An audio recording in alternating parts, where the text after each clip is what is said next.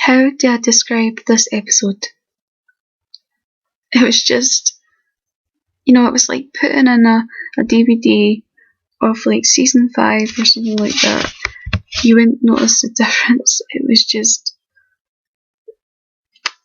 it had that feel to it again that I was talking about last time. It felt chilly, not in the room.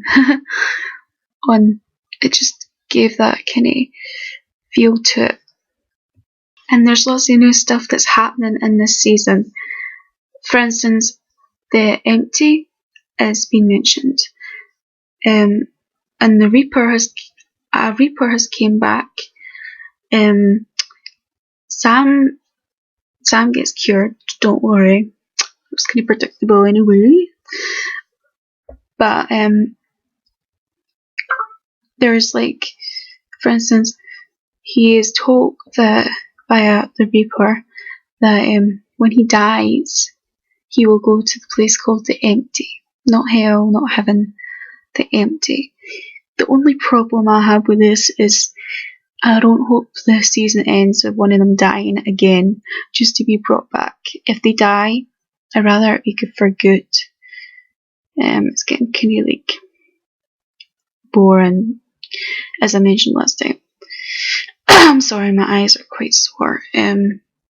So Dean takes the baby and Jenna to the house, take her home basically with the baby, and then he driving back, and Sam has this like kind of thing that electrocutes the darkness zombie people.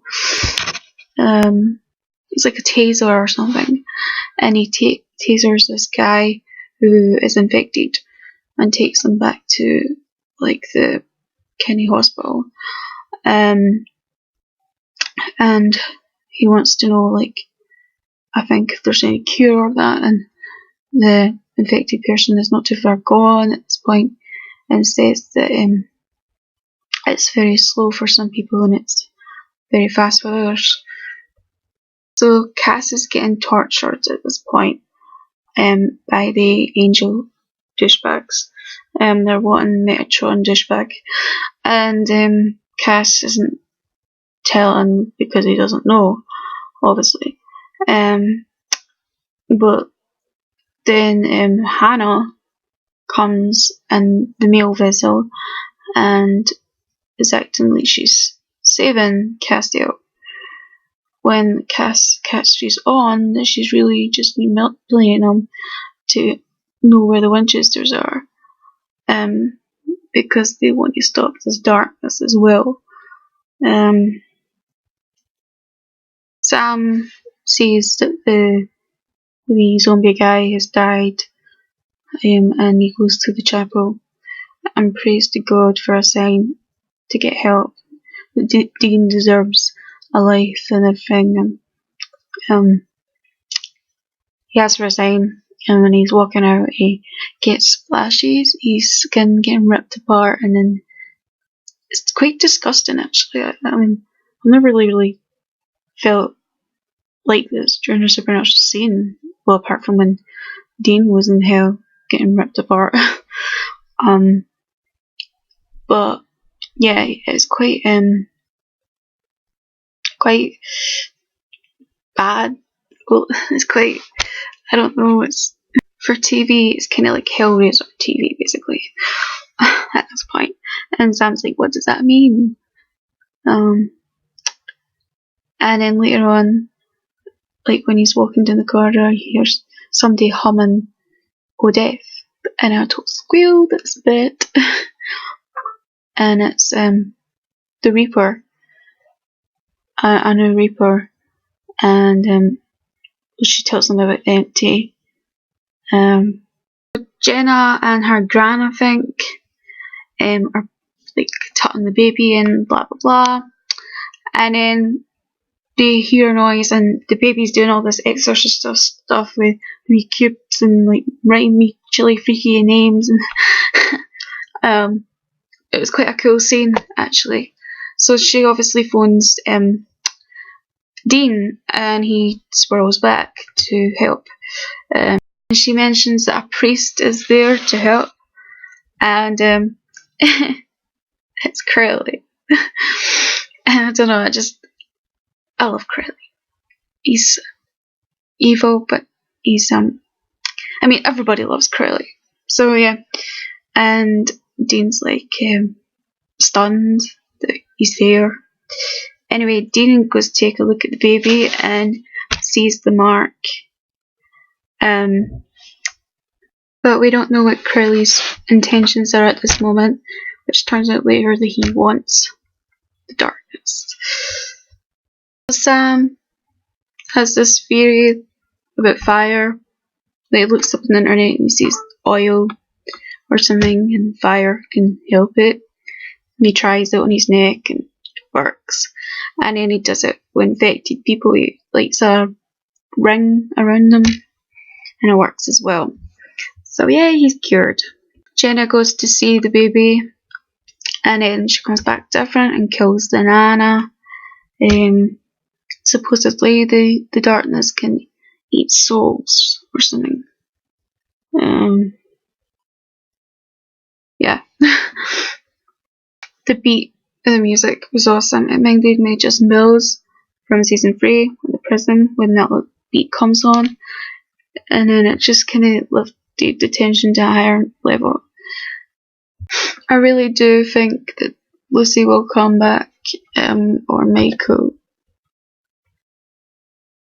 Fingers crossed.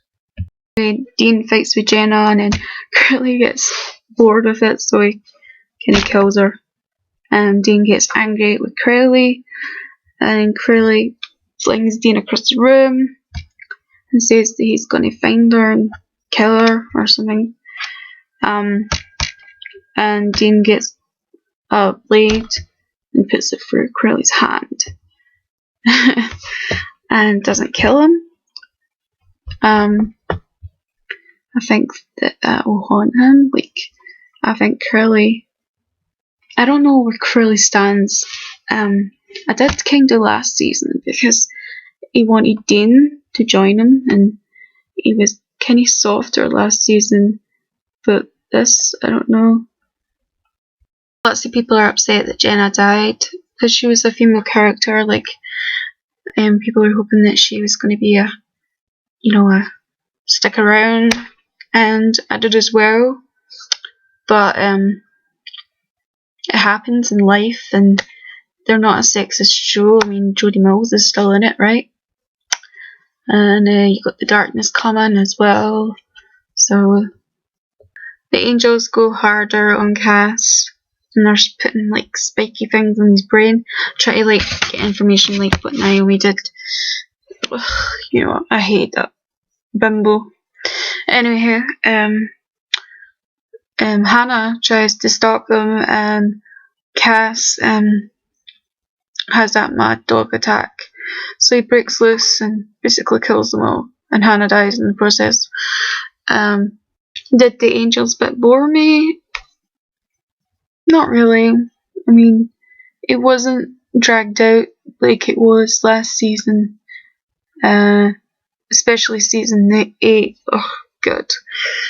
So, and it was also like more about the kind of darkness and then mad dog attack. And anyway, the trailer next week, it looks like Cass is back with Dean and Sam.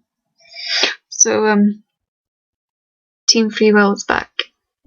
I forgot to mention that the darkness baby grows quickly. So now she's like a child, like Lilith kind of thing. So it ends with Curly opening the van, and he's got souls for her to eat, or make their soul black, whatever. I really loved this episode. I really did. It has it's like the old mythology back, you know, when Lucifer and, you know, demon stuff back, not just angel bull all the time. And I know that Megatron's going to be coming back, and that's when it kind of goes downhill for me. So when he comes back, I hope they do it in a kind of, like, he's human now, so I hope that, like, there's more, it's him relying on them kind of thing. No more crappy games from him. I mean, and I just hope he dies, actually, because he's crap. I mean, the guy, Curtis, in real life is nice and everything, and I know that people say he's meant to be kind of hated, but in my opinion, I don't like him as him. My rating for this episode is 9.6 out of 10. Yeah, it was a really strong episode that had me on the edge of my seat, and I honestly thought that it was old school Supernatural.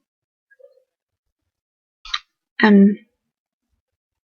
know I've said that in the past, like in my previous videos from season 8 and season 9, that like it's an amazing episode, but at that time I was just being biased because I loved the show so much, and now I try and rate it from a, because I mean I didn't watch it all live. Well, you know, I waited till I bought it on DVD to watch it last season, because I think I watched the premiere and then I wasn't feeling it. It was like Demon Dean for like 3 episodes or something, and then they kind of wasted that potentially making him dark. So this has high hopes. It's really back to the old mythology. The music's better, liners are funny and sometimes sad. Sam's written better, Dean's written better, Crowley's back to being kinda curly. Anywho, I hope that you have enjoyed it. My review. I tend to do go off base of what I'm saying, but again, I can't help that. That's just my learning difficulties. I have it in here what I want to say, and it just doesn't come out that way.